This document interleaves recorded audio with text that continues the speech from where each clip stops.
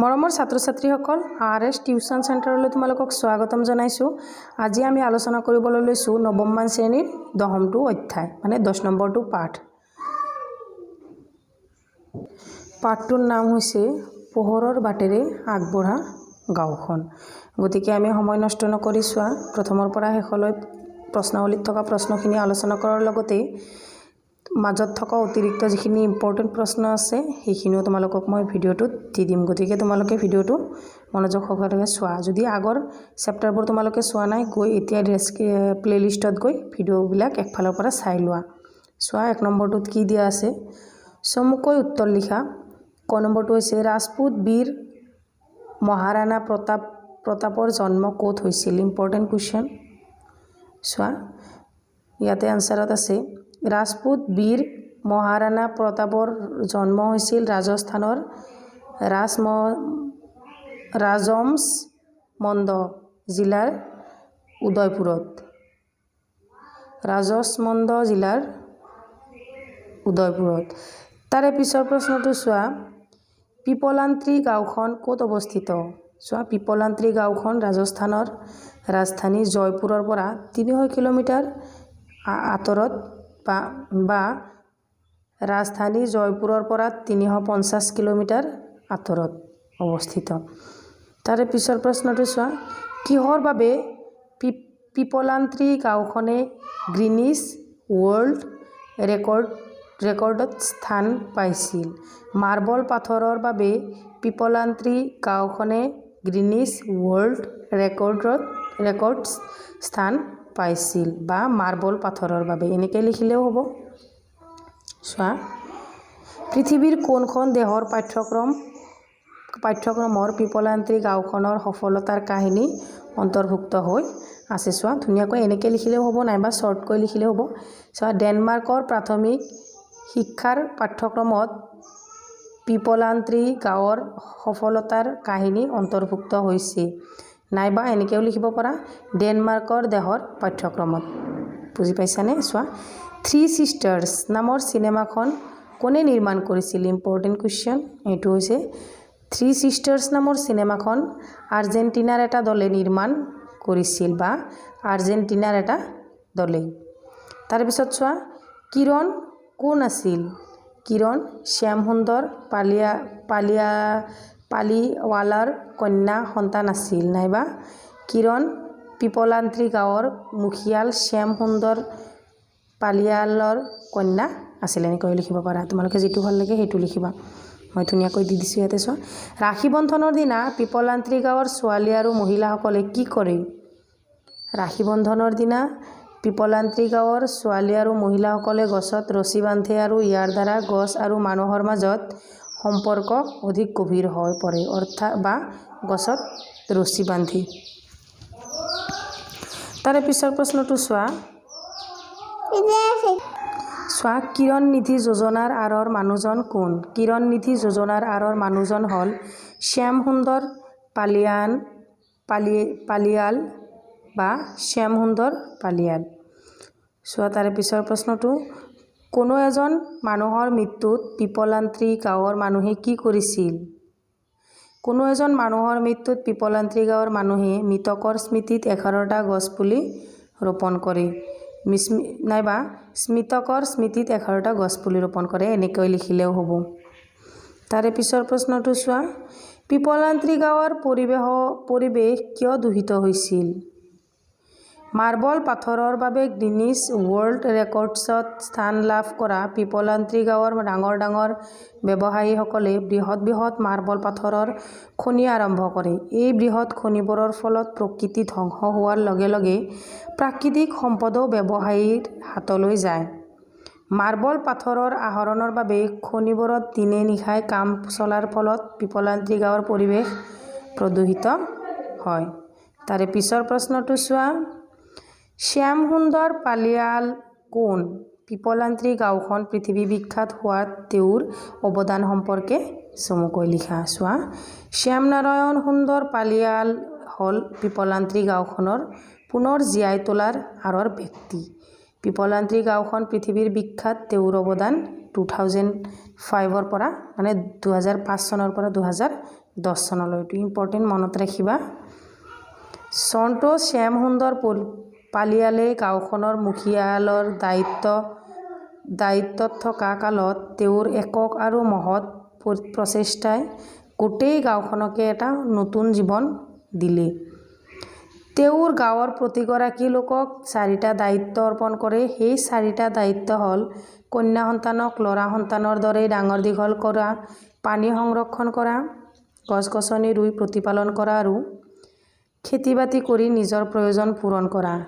তাৰোপৰি তেওঁৰ কিৰণ নিধি যোজনাৰ অধীনত গাঁওখনৰ জন্ম হোৱা প্ৰতিজনী কন্যা সন্তানৰ নামত ৰাইজে 111টা গছপুলি ৰোপণৰ ব্যৱস্থা কৰে।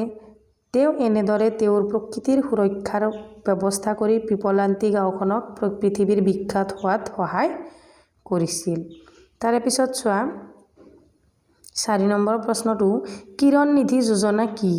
এই যোজনাৰ অধীনত পিপলান্তি গাঁৱৰ মানুহে কি কি বিশেষ 4টা দায়িত্ব পালন কৰিব লাগে? চোৱা, কিৰণ নিধি যোজনা হ'ল শ্যামসুন্দৰ পালিয়ালে প্ৰৱৰ্তন কৰা এটি আঁচনি। এই আঁচনিৰ মতে পিপলান্তি গাঁওখনৰ জন্ম হোৱা প্ৰতিজনী কন্যা সন্তানৰ নামত ৰাইজে 111টা গছপুলি ৰোপণ কৰিব লাগিব। এই যোজনাৰ অধীনত পিপলান্তি গাঁৱৰ মানুহে বিশেষ 4টা দায়িত্ব পালন কৰিব লাগে। সেই 4টা দায়িত্ব হ'ল, 1 নম্বৰটো হৈছে কন্যা সন্তানক ল'ৰা সন্তানৰ দৰে ভালকৈ ডাঙৰ দীঘল কৰা। 2 নম্বৰটো হৈছে পানী সংৰক্ষণ কৰা। 3 নম্বৰটো হৈছে গছ-গছনি ৰুই প্ৰতিপালন কৰা। 4 নম্বৰটো হৈছে খেতি-বাতি নিজৰ প্ৰয়োজন পূৰণ কৰা। তাৰে পিছৰ প্ৰশ্নটো চোৱা, কন্যা সন্তান সুৰক্ষাৰ বাবে শ্যামসুন্দৰ পালিয়ালে কেনেধৰণৰ আঁচনি লৈছিল? ইম্পৰ্টেণ্ট কুৱেশ্যন, এইটো ধুনীয়া কুৱেশ্যন। চোৱা, কন্যা সন্তান সুৰক্ষাৰ বাবে শ্যামসুন্দৰ পালিয়ালে গাঁওখনত ছোৱালী সন্তান জন্ম হোৱাৰ লগে লগে ছোৱালীজনীৰ নামত 111টা গছপুলি ৰোপণ কৰাটো বাধ্যতামূলক। ইমান ধুনীয়া কথা হয়নে?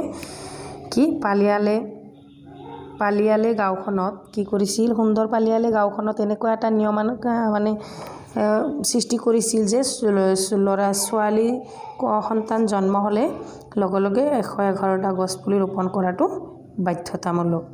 তেওঁ নিয়ম কৰি দিছিল গাঁৱৰ কোনো লোকে কন্যা সন্তান হত্যা কৰিব নোৱাৰিব।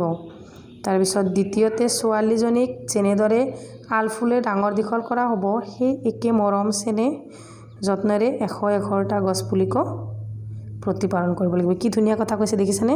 যে তোমাৰ কন্যা ছোৱালীজনীক যেনেকৈ তুমি মৰম কৰি ডাঙৰ দীঘল কৰিবা, সেই 111টা যে গছপুলি ৰোপণ কৰিব কৈছে, সেই 111টা গছপুলিকো সেই ছোৱালীজনীৰ দৰে মৰম কৰি গছপুলিকো প্ৰতিপালন কৰিব লাগিব। তাৰপিছত তৃতীয়তে কোনো ছোৱালীক শিক্ষাৰ পৰা বঞ্চিত কৰিব নোৱাৰিব। তৃতীয়তে কৈছে যে ছোৱালী কন্যাক আমি শিক্ষিত কৰাৰ পৰা বঞ্চিত কৰিব নোৱাৰিব। চতুৰ্থতে কৈছে যে কোনো পৰিস্থিতিতে ছোৱালীৰ বাল্যবিবাহ সম্পন্ন কৰিব নোৱাৰিব।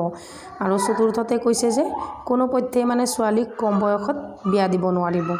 আকৌ পঞ্চমতে কৈছে ছোৱালীৰ নামত বেংকত থোৱা 31,000 টকা ছোৱালীৰ পঢ়াৰ বা বিয়াৰ কামতহে খৰচ কৰিব পাৰিব। আকৌ ছোৱালীবিলাকৰ যিখিনি আঁচনিত পইচাখিনি দিব বেংকত 31,000 টকা ছোৱালীৰ পঢ়া শুনা বিষয় বা বিয়া কামতহে খৰচ কৰিবলৈ কৈছে। শেষত কৈছে যে ছোৱালীৰ জন্মৰ সময়ত ৰোৱা গছপুলিবোৰ গাঁৱৰ সম্পত্তি হ'ব।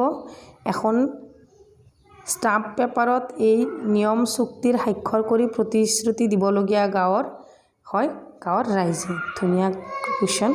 তাৰে পিছৰ প্ৰশ্নটো চোৱা, কন্যা সন্তান সুৰক্ষাৰ বাবে শ্যামসুন্দৰ পালিয়ালে কেনেদৰে আঁচনি গ্ৰহণ কৰিছিল? চোৱা, এইটো কুৱেশ্যনে আকৌ 2বাৰ লিখা গৈছে। তাৰে এইটো আৰু নাচাওঁ। চোৱা 6 নম্বৰটো চোৱা, পিপলান্তি গাঁৱত প্ৰকৃতি আৰু মানুহৰ মাজত কেনেদৰে আত্মিক সম্পৰ্ক গঢ় লৈ উঠিছিল? পাঠৰ সহায়ত লিখা। ধুনীয়া কুৱেশ্যন চোৱা। পিপলান্তি গাঁৱৰ শ্যাম সুন্দৰ পালিয়ালৰ নেতৃত্বত গাঁওখনত কন্যা সন্তানৰ জন্ম হ'লে প্ৰতিজনী কন্যা সন্তানৰ নামত ৰাইজে 111টা গছপুলি ৰোপণ কৰিব লাগিছিল। সেই একেটা কথা যোৱা প্ৰশ্ন আনচাৰত যিটো কথা ক'লোঁ, এইটো অধ্যায়ত একেটা কথাকে বাৰে বাৰে ঘূৰাই পকাই কোৱা হৈছে। গতিকে তোমালোকে মূল ভাৱখিনি মনোযোগ সহকাৰে চাবা। তাৰপিছত চোৱা, আৰু এই কাম কিৰণ নিধি যোজনাৰ অধীনত আৰম্ভ হয়। এই কামটো কিহৰ আৰম্ভ হোৱা বুলি কৈছে? কিৰণ নিধি যোজনাত আৰম্ভ হয়।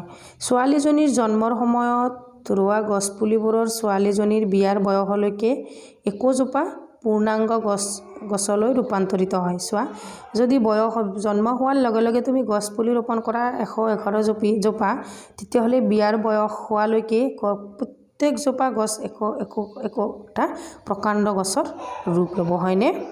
তাকে কৈছে যে ৰূপান্তৰিত হয় আৰু পূৰ্ণাংগ গছলৈ ৰূপান্তৰিত হয় আৰু 111 জোপা গছৰ মূল্যৰ ভালেখিনি বৃদ্ধি পায়। এইবোৰ গাঁওখনৰ মূল্যৱান সম্পত্তি হৈ পৰে। কিন্তু গছে দিয়া অক্সিজেন তাতকৈও অধিক মূল্যৱান। গতিকে প্ৰতিটো গছপুলিক এজোপা পূৰ্ণাংগ গছলৈ ৰূপান্তৰিত কৰাৰ দায়িত্ব গাঁৱৰ প্ৰতিজন লোকেই পালন কৰি আহিছে। ৰাখি বন্ধনৰ দিনা গাঁৱৰ ছোৱালী আৰু মহিলাসকলে গছত ৰছী বান্ধে আৰু ইয়াৰ দ্বাৰা গছ আৰু মানুহৰ মাজত আত্মিক সম্পৰ্ক গঢ় লৈ উঠিছিল।